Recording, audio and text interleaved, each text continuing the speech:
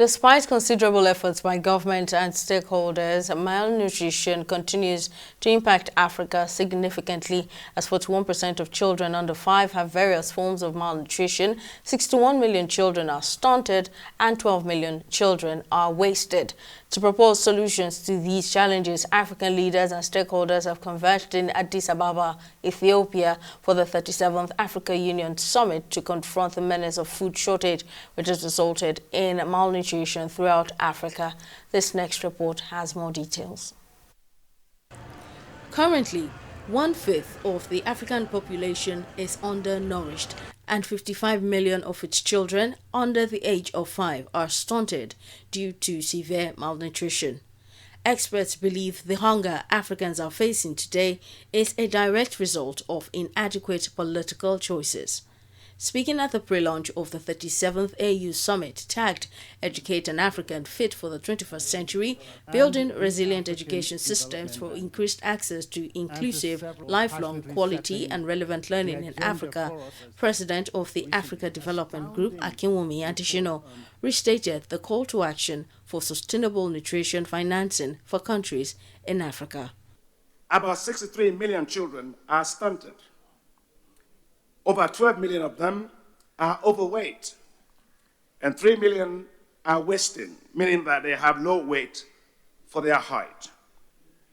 It's been estimated that the continent loses 2 to 3% and up to 16% of its GDP due to malnutrition. To be clear, Your Excellencies, stunted children today will lead to stunted economies tomorrow. And so, if I have government ministers of finance here, this agenda is not about health, it's not an agenda about agriculture, it's not even an agenda about water, it's an agenda about economic development. If you have stunted children today, be sure you're going to have a stunted economy tomorrow. African leaders at the 37th AU Summit are also expected to highlight their country-specific programs and investments to address malnutrition. Nigeria's coordinating Minister of Health and Social Welfare says the Roundtable Summit will provide a better understanding of ongoing initiatives aimed at reducing stunting, wasting, and other forms of malnutrition. In the context of Nigeria, with our large population, we have to bend the curve. And this council is, in a way, an effort for federal government to lead and to draw those investments from our government.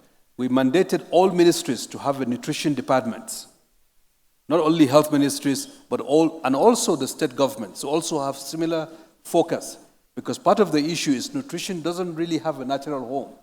Is it in agriculture? Is it in education? Is it in health? Is it in water? And so to have a dedicated platform institutionally to anchor this agenda and to have a framework for coordination, I think is one way to address that, to ensure there is financing made available domestically to complement whatever it is our external partners respectfully contribute in terms of trying to address this challenge. The economic burden of malnutrition is enormous and reduces countries' productivity and potential.